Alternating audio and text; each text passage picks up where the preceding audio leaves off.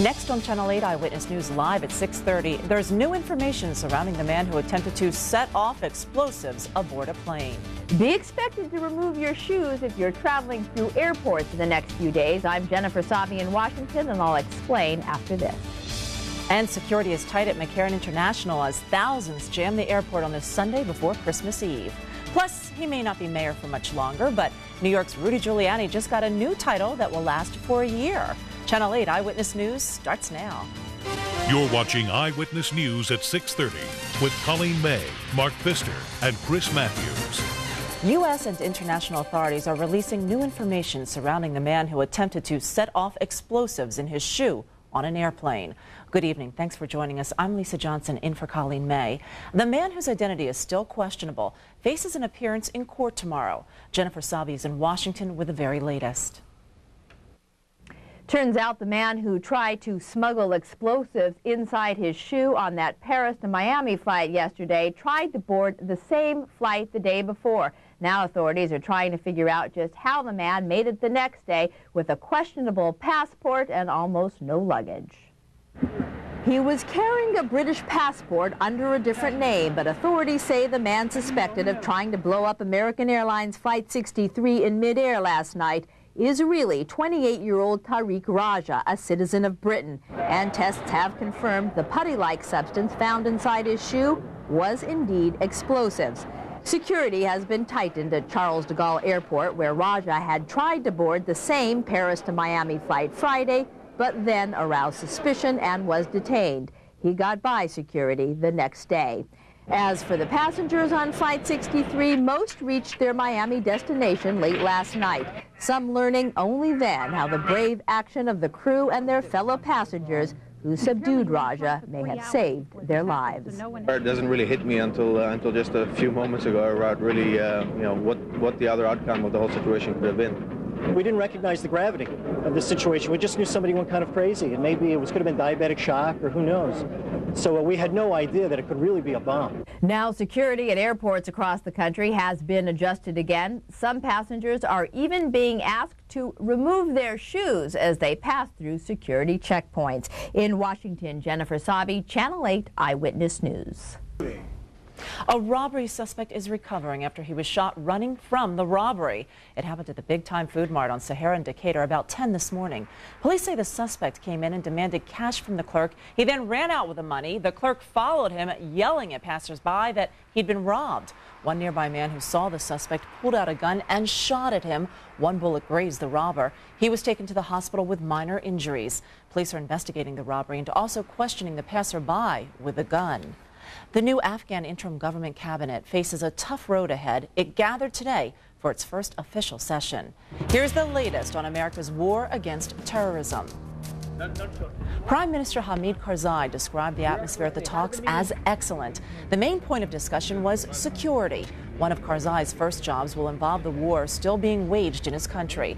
There still remain many pockets of resistance, hideouts of Osama bin Laden and his al-Qaeda network, the Taliban, and other tribal groups.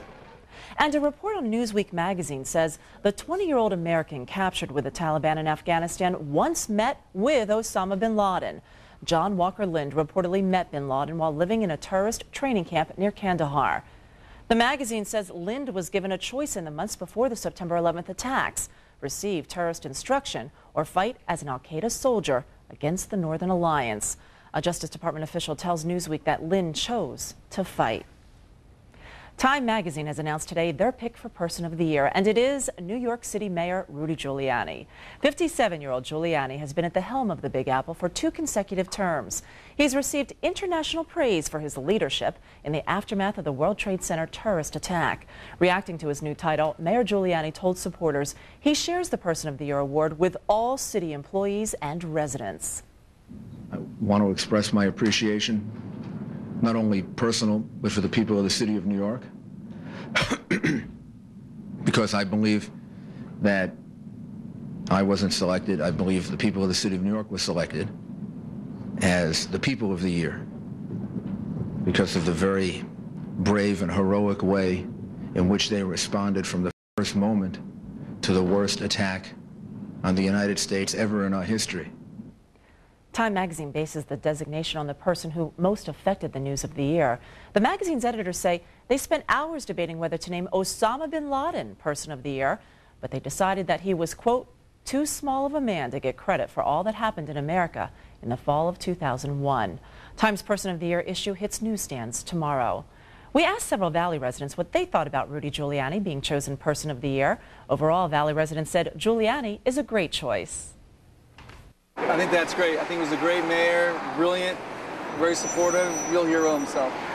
He's been as good as anyone has been. He's very well spoken. And certainly when the 911 came up, he was just fantastic with the people of New York.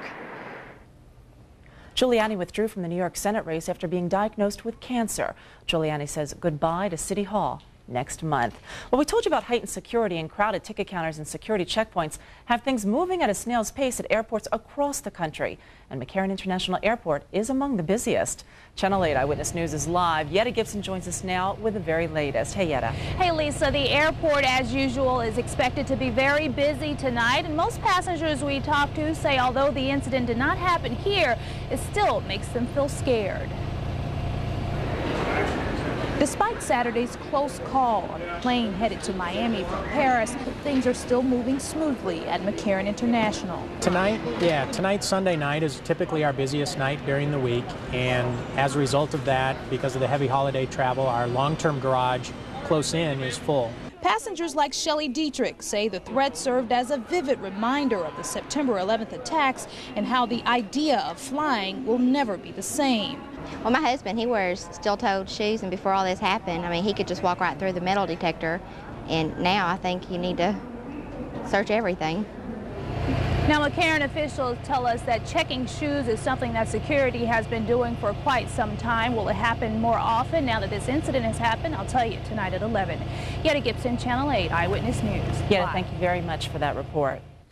Well, Mark Pfister's out tonight. Kevin Janison is substituting for Mark, and we just saw how airline passengers are having some problems in the skies, but Santa should have the all clear, huh, Kevin? No, we should have a good tailwind. Again, Mr. Claus and all the reindeer down here pretty quickly. That breeze is expected to pick up later tonight. Nothing too rough, just enough to keep the air clean as people get their Christmas Eve day started tomorrow. Let's begin with real-time neighborhood weather. One of our 40 neighborhood weather stations up near Camino El Dorado and Ann Road. It's 46 degrees there. It's also 46 down near Wigwam and the Green Valley Parkway at Bartlett Elementary. Elsewhere in neighborhoods across town, 48 near Eastern and Charleston, 45 in Summerlin, and it's 49 in North Las Vegas. Outside the valley, 23 on the mountain, 41 in Overton, and Pahrump checks in at 47. We'll check back with more neighborhood weather. We'll also talk about the forecast for tonight, the holiday, in fact, the next 7 days. All of that just a couple of minutes away. Lisa? All right, Kevin, thanks a lot. Sure. It's been a significant day for churchgoers on this Sunday before Christmas. Coming up, many Valley residents turn out for a traditional pre-Christmas religious celebration. Plus, find out why leaving holiday shopping until after Christmas could pay off for procrastinating shoppers. And some members of the Utah and USC football teams spread some holiday cheer at a local hospital. Dave McCann has the story as the Las Vegas Bowl draws closer. You're watching Channel 8 Eyewitness News with Colleen May, Mark Pfister's weather forecast, and sports with Chris Matthews.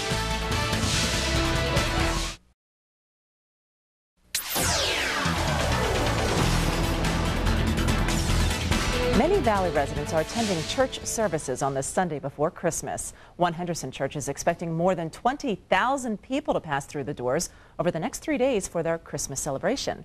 Channel 8 Eyewitness News is live. Eric Levine joins us with the story. Good evening, Eric. Well, good evening, Lisa. We're here at the Central Christian Church, and that is not an exaggeration. They expect 20,000 plus people over 7 different services. And with all that's happened in the world this year, we spoke to some churchgoers and found out that the attitude is a little bit different.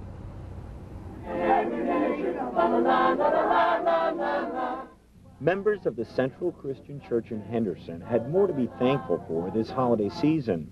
The events of September 11th, the war in Afghanistan, and the layoffs in the valley seem to have made people more appreciative. We see what else is going on in the world, and it makes us all understand that, you know, most people don't have it as well as we do. I think it's helped bond us all together, and I know it's helped bond myself, my wife Karen, and the rest of my family, and I know we've always loved the Lord, but it really does put him in the forefront for all of us. This wasn't like a pleasure trip meandering down. Church pastor Gene Apple says he's glad to see an increased spirit in religion amongst family and friends. And he spent some of his sermon talking about the impact of September 11th on people's lives. And we learned on September 11th that people that you love can be lost. And so we're, I think, accumulating a little less. We're holding on to people that we love a little longer than we typically would. Meanwhile, Apple and others are confident the spirit that's allowed people to overcome these obstacles will help Las Vegans grow stronger in the future. And Lisa, there you have it. A lot of appreciative people this holiday season, spending time with friends, spending time with family members, and certainly not forgetting all the things that happened this year, both here in the U.S. and around the world. Eric Levine, Eyewitness News, live. Nice story, Eric. Thank you very much. Palestinian leader Yasser Arafat says he will attend Christmas Eve services in Bethlehem with or without Israeli approval. Arafat's comments followed an Israeli decision to bar the Palestinian leader from crossing their territory, charging that he is not working hard enough to suppress the activities of militant groups. This despite a crackdown that has led to bloody clashes between militants and Palestinian police.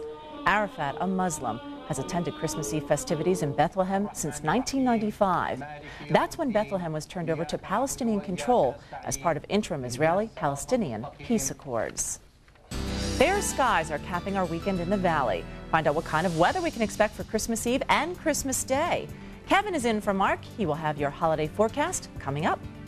And as last-minute holiday shoppers rush to the stores tonight, find out why those who wait until after Christmas may get more for their money, especially this year. Channel 8 was Nevada's first television station. In the early years, the news department consisted of a few cameras and a handful of people with a commitment to good, basic journalism. Today, Eyewitness News has everything we need to cover the news in our rapidly changing valley. We've got the manpower and the technology. But the one thing we rely on the most, we've always carried with us, the belief that good news coverage begins with responsible, informed journalism. Here at Channel 8, that's something that will never change. At Channel 8, we're committed to the weather. That's why we created Neighborhood Weather. Neighborhood Weather gives you 24-hour internet access to the most current conditions in your area. And we can keep you updated up to the minute during every newscast. Neighborhood Weather, every day on Channel 8 Eyewitness News, every minute on KLASTV.com. This portion of Eyewitness News is brought to you by Signature Lincoln Mercury.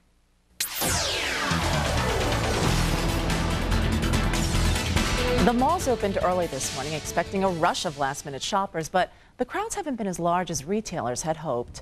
This weekend is traditionally the busiest shopping weekend of the year. Thousands are crowding the malls to check off the final names on their shopping list. But sales have been sluggish compared to last year because of the layoffs and the slow economy. This could translate into big sales after Christmas as stores try to get rid of their overstock and make some last quarter cash. Retailers are still hoping more people will make it in before Christmas Day. But they have like one day. All the malls in the Valley have extended hours. Most are open until 10 tonight. Many individual stores are open late as well. Well, for some last-minute shopping tips, get out there, as well as holiday cooking and safety tips, you can log onto our website, KLASTV.com. Just click on the word holiday at the top of your screen. I think usually the Forum Shops is open till midnight on Christmas Eve. Yeah, it's sort of an annual tradition to go there and see who's been really the lackadaisical and going and doing their last-second shopping. It's always a fun story to do, too. I got all mine done a little early this year. Good for you. You know, this is the longest stretch between Thanksgiving and Christmas in like 30-some-odd years, so there was no excuse. No excuse. None whatsoever. Let's look outside. We have a pleasant evening in progress. The Las Vegas Valley is sparkling. A little breeze picking up, so we should have some pretty clean air tomorrow. We'll begin with real-time neighborhood weather. First stop up in Summerlin at Palo Verde High School, 44 degrees. There's the breeze now to the north at 10 miles per hour, bouncing around. Near Charleston and Hollywood, it's 49. Not quite as much wind, and it hasn't shifted to the north over there, but it will next few moments almost. Eastern and St. Rose Parkway, south end of town, coming in at 46. And near DI and the Beltway, it is 45 degrees and calm for the moment. But we do expect those breezes to pick up later on. Peak wind gusts now getting over 20 miles per hour northeast part of the valley. Summerlin had a gust to 23. North Las Vegas was with a gust to 28.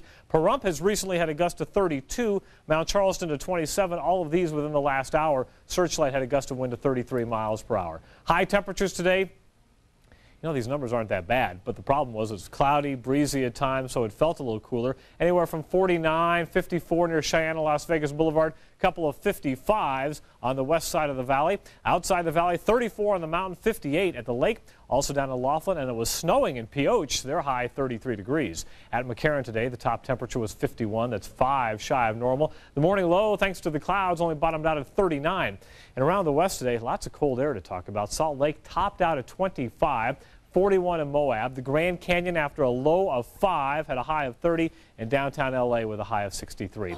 Some rain along the Atlantic coast. Snow. If you saw that Packers game earlier, you saw all the snow in Green Bay. That's now moving across Lake Michigan to Michigan, and some heavy snow there. A little closer to home, a couple of sprinkles picked up on our radar, mainly to the east and south of the Las Vegas Valley. Not a whole lot of moisture here, so if we get a couple of drops, that would even be a surprise for the remainder of tonight, because this system is moving out pretty quickly. In its wake, another system moving in, approaching the California coast. And essentially what's going to happen, we expect high pressure to build right on the coast here, and the circulation around the high will take most of these clouds north of us, but those winds will come down from the north, and we'll start feeling those here over the next few hours, mainly tonight and the first half of the day tomorrow. So the winds pick up, the clouds clear out. That won't happen until late. 36 degrees for the low temperature. Then tomorrow, we'll call it mostly sunny. Look for a high temperature of 55 degrees. That northerly breeze will be in the morning, so we don't expect a whole lot of wind left late in the day. And here's your 7-day and holiday forecast. Looking pretty good. I think, you know, if most of the people around here have not been naughty, we should get good, clear sailing for Mr. Claus and the troops to come on down late tomorrow night on Tuesday. Christmas Day high of 53, and then a struggle to warm up to the upper 50s by the end of the week. We could be in trouble for the naughty. Around this place, I know. No question about it. Thanks a lot, Kevin. Sure. Dave's here for Christmas sports. Thank you. More reaction to UNLV's loss last night to Texas at the Las Vegas Showdown, and highlights of the late game where BYU upset Stanford. In Green Bay, as Kevin mentioned, Christmas arrives early as a snowstorm, and the Packers bury the Browns. Also ahead, we'll hear from Michael Jordan on his Saturday night game winner in New York. Sports is next here on Channel 8.